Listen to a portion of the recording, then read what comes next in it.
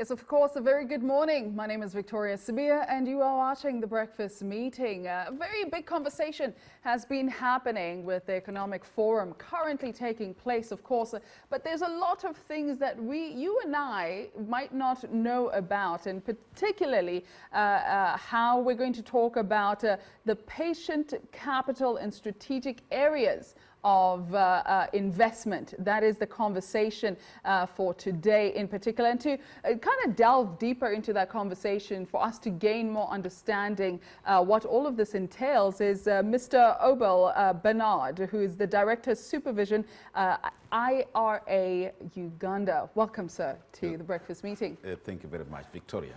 Absolutely. And good morning, viewers. There's so much going on, and in terms of, we're talking the economy, we're talking with the forum happening right now. Now we're talking about patient capital, strategic goals, and areas of investment. Can you shine a spotlight there for me? Help me understand, what are we really talking about? Yeah, I think from the insurance perspective, because our role is basically to ensure that we protect the investments. Once you invest in, for instance, in infrastructure, energy, buildings, etc., we need to ensure that you have the available products that can ensure that you are compensated at the time of loss. We've so far had many losses in Uganda. For instance, I'll give an example of Makerere University building, the tower. And there is that common talk normally in the public where people say government to Yambie, government to Yambie, government to Yambie, when something has happened. And yet some of these catastrophes, they could easily handle them. For instance, I can tell you a fire policy, fire and special perils costs 0.3%. That's if the building is 1 billion, that means you are paying close to 3 million shillings, around that. And that's going to cover you for a whole year. Can you imagine if you were to lose 1 billion shillings and you paid only 3 million shillings? That gives you peace of mind and continuity of investments. So we're also increasingly having floods taking place. You know, there is climate change. There are droughts which are taking place. People need to take up agricultural insurance policies. Yes. And that's the way to go, really. I mean, the conversation about investing in insurance and so on, it's become quite a bigger conversation as time goes on, as people begin to understand the risks of just not having insurance altogether. But what is actually happening on ground in terms of insurance? Are people taking it on much more, like you're saying, in agriculture, in different spaces, especially considering the risk of not having insurance, and even sometimes perhaps the risk of taking on any form of investment? Yeah, people are gradually taking up insurance. According to our market statistics, there has been growth in the insurance sector. For instance, life business grew by, I think, 21.37% in 2023. Non-life grew by a smaller margin, I think 3.74%. So that means that people are beginning to acknowledge that insurance is very important. I'll also give you examples. We work with government and we advise government. We have been advising government on several projects. Most of these road projects, which are being taken on by UNRWA, we always participate in their verification of policies. And I must tell you that we have verified many of those. Last year alone, I think we verified over 20 policies for road infrastructure. Wow. And we have also participated in various evaluations by government. And we are very happy that now government is taking up insurance and beginning to see the benefits of insurance. We have also got agricultural insurance.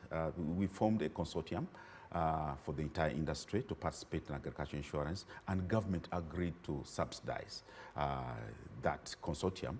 And there is some premium which government pays on behalf of the public. And it has been going on quite well, and claims have been settled. So I must say that when it comes to government, they are beginning to realize that insurance is quite critical. And even when it comes to private investments, we have also got involved in several evaluations. And between you and me, it can't be between you and me when It's between all of us. Between all of us, yeah. There are many private institutions that are taking up policies. Even when it comes to For instance, they need group personal accident for their staff. They need to motivate their staff. They're taking up medical insurance coverage for their staff. The staff need to be protected in case they have medical issues. They're not going to, again, get into their salary and pay for medical. That will affect their standard of living, etc. So most of these corporate institutions are now taking up medical insurance. And we have seen growth in medical insurance by quite a wide margin. Yeah. I want to know a little bit more about the importance, perhaps, of having a well-regulated insurance sector. How does it actually contribute to the overall economic health or stability of the country? Yeah, first of all, regulation is very important. Regulation gives confidence to the public. We've come up with various regulations, and the Insurance Act, we have amended them. And I must tell you that the act that we have currently is in compliance with the International Association of Insurance Supervisors core principles. You know, IRA is a member of the IAIS, and IAIS requires that we follow those 28 core principles. And when we're amending our law, we made it such that we comply with all the requirements of the IIS core principles. So our law is internationally recognized. And I must tell you that insurance is an international business. You can't say you are doing insurance and you are not complying with the international requirements. So with that, because of compliance with the law and introducing issues to do with the capital adequacy, we have capital adequacy ratios, which most of the insurance companies comply with. It's just a few, one or two, that have recovery plans, and we are monitoring those recovery plans as required by the law. We also do licensed companies. You know, licensing companies is, I can call it the first line of defense. When a company is coming in, they must meet all the requirements that they're supposed to meet as per the law. They must have enough capital to ensure that in future, if anything happens, they can protect the policyholders. They must have staff. You know, insurance is something that is intangible and depends on the staff, the skills of the staff. They must have a CEO who must have a professional course in insurance, and I think 8 years experience in the insurance industry. They must have an accountant who is either CPA or an ACCA, but must be a member of the Institute of Certified Public Accountants. In addition to that, there are governance issues. There are minimum requirements for board members. So all those corporate governance issues are taken care of. Yeah. Now, that alone, to put that aside, of course, we have a complaints bureau that we have put up, just in case one of the players or a few of the players do not want to settle claims, they can run to us. And now what we have done is that we have introduced software whereby it doesn't matter where you are. You can lodge your complaint from Karamoja, you can lodge your complaint from Kasese, and your complaint can be heard virtually. So that means we are reducing all the cost of coming to Kampala to hear complaints, and we've been handling most of those complaints. In addition to that, we also supported the formation of the Appeals Tribunal. The Appeals Tribunal is an independent body that's supposed to hear cases which are lodged against IRA, for instance. The way we handle, let's say, a licensee, if you refuse to give you a license and yet you're supposed to get a license, for instance, then you go to the Appeals Tribunal, and the case is settled there. I mean, I want to stay there a little bit with SMEs, small businesses that are out there, and even those people who actually, this knowledge is very important to have, that don't have this knowledge. How are we ensuring that this knowledge is disseminated in every single area, especially concerning insurance and the need for it as well? Yeah, first of all, I mentioned the issue of agriculture insurance. Agriculture insurance, basically, because Uganda is I can call it, it's the backbone of the economy. And most of the people are involved in agriculture. I told you that we have a subsidy from government, and now we are supporting most of these farmers to take up agriculture insurance policies countrywide. And because of that subsidy, most of them have taken advantage of the subsidy to take up agriculture insurance policy. And this has also helped them to get access to loans, access to finance. You know, a bank will not give you a loan unless you have insurance.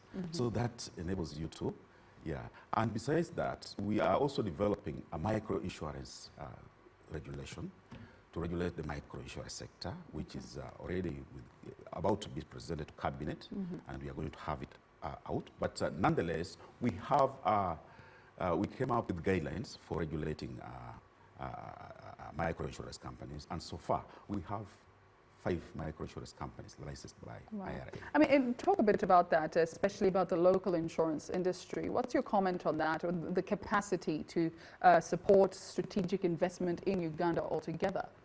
Yeah, the industry has got capacity. For instance, we are participating in oil and gas insurance. We are also participating in marine insurance. You know, I maybe because of time, I would elaborate more on marine insurance, but it's an arrangement whereby now we don't want the businessmen to take up policies from where they are buying, importing. So they can take up policies from Uganda, and we want to grow the Ugandan market. I mean, you would think that that already should exist very heavily here, especially being how we are. Yeah, it should, and we are in the process of doing that. We are, Ministry of Finance has okayed it. We are working closely with the Uganda Revenue Authority to roll out the program. So that's going to really help. And microinsurance, for instance, we worked with government to introduce tax incentives for microinsurance. Microinsurance is exempted from 17% VAT that's charged on any insurance product, even agricultural insurance products. And I think that goes a long way in making microinsurance products a little bit cheaper, such that people can afford microinsurance. And of course, what we have done, even as IRA, we have set up branches. We have 3 branches now, so that information about insurance is sent out to the public. We have a branch in Barara, we have a branch in northern Uganda, we have another branch in Bale. The reason why we have these branches is that we want to increase the response time. You know, we used to take like 1 year before visiting the regions, but now our branch managers are visiting more regularly, and they are with the consumers, the policyholders. And has it been difficult to build trust in those particular areas, especially when you're setting up those places where it's more accessible? Yeah, of course, everything comes with challenges, but of course, what they want is a demonstration that we can handle their complaints, a demonstration that the insurance industry can settle claims. Ultimately, what they want is compensation. So as long as you can demonstrate that, I think they basically have to take that up. So there is a revolution that's taking place, in the market. I'm sorry to use the word revolution. Yes, no, but absolutely. in terms of the reputation of the insurance sector. I want to come back and bring you back into the agricultural insurance scheme that you're talking about, just really focusing in on that, especially with agriculture being the backbone of everything literally in the country. Can you elaborate even much more on the future vision and the objective of this particular insurance? What exactly are we trying to achieve in this sector? So what's really happening is that we have a consortium that has been established. That's Uganda Agriculture Insurance Consortium. And their role basically is to coordinate, first of all, the subsidies which are coming from government for paying their premiums, settling the premiums, the ones I talked about. Depending on your volume of, your size of business, the size of farm, you are given a subsidy to help you. And when it comes to claims also, they help to settle claims, appointing assessors so that the claims are paid. Of course, Uganda now is exposed to a lot of climate risks. You know what happened in Western Uganda, in Kasese. You know what happened in Nairobi. And you know, there are so many floods that are taking place. And the weather is not good. Whatever you plant may not come out as the appropriate yield that you expected. But of course, people take loan financing. Now, the banks will want their money, whatever the case, no matter what. Whether the weather has been bad or not. So in such a case, through the Uganda Agriculture Insurance Consortium, we are able to coordinate and ensure that there's a seamless flow of managing the resources received from government and settlement of claims to the public. But that also, of course, the investors want confidence in the market. How are they going to invest in the market? They can only invest in the market when they're sure that there's stability, there's a proper risk management strategy that the economy has, which is basically through the insurance sector. And so when you're looking at the insurance sector, where we are right now, in the next 5 to 10 years, what is the ideal? What do you think the insurance sector should have achieved in the next 5 years? Yeah, in the next 5 years, we have, first of all, at the moment, we are going through a risk-based supervision program. We are introducing software that's going to help connect us with the insurance industry, whereby the industry players are going to submit returns, and we don't have to do manual assessments. You just enter the figures, and then it tells you company A is high risk, company B is low risk, and these are the steps that you need to undertake. So our level of analysis is going to improve going forward in the next actually the next 6 months or 7 months going forward, and that's going to be quite good. So we also expect to participate in several energy risks that are going to take place. I mentioned the issue of oil and gas, the consortium going forward. We expect the capacity of the industry to improve. We started with the low capacity, but we are still negotiating to get the capacity of the several companies that have come together. Actually, the entire insurance industry, except 1 or 2 companies, is participating in the oil and gas consortium. And once their capacity also improves, that means that we shall have more premium coming to the insurance sector. The issue of banks, I did mention banks. Yes. But banks, through bank assurance, we now have 19 banks selling insurance products. So we expect a much more deeper outreach to the public regarding insurance matters. There are even micro-deposit taking institutions that have been allowed to sell insurance now. And so far, one has been licensed, another one is in the process of getting a license. And that's when we work with the banking sector, we find that because the banking sector has got arms all over the country, and it's easier, and then they have the loans. So there is synergy that's going to be developed between the insurance sector and the banking sector. And then also we do expect, of course, I mentioned all the infrastructure projects. Government is taking up, the Bombardier. We now have a fleet of like 5. Yes. I'm very happy to announce that all that business came through the insurance sector, and of course, part of it was fronted because of the high risk, but we expect the industry to have more capacity such that those risks are retained within the insurance sector. Absolutely. Absolutely. Well, thank you so much for joining us today on the Breakfast Meeting. But I want you to just touch a little bit and talk to those people who are thinking,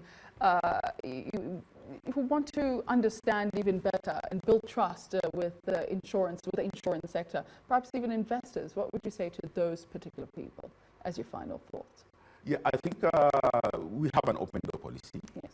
In case they have inquiries to make, we have our website. They can make inquiries. They can come for courtesy visits, and we interact more with them. We tell them more about the insurance sector. We can have virtual meetings with them, whether you're in the US or South Africa, and we discuss more about how we can carry the industry forward. Yeah, there are also other related institutions in the sector.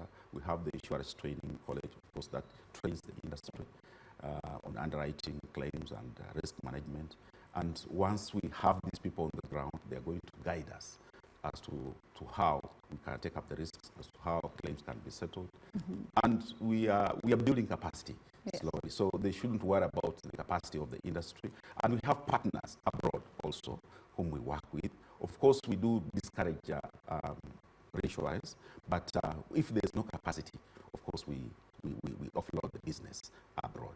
And of course, we have a policy that all those big risks, first of all, have to be maximally insured here in Uganda before they are offloaded abroad. Yes, we encourage the issue of offloading, but you don't just offload abroad to any insurance company. We also have restrictions, and that has to be done through the regulator. We do approve all those.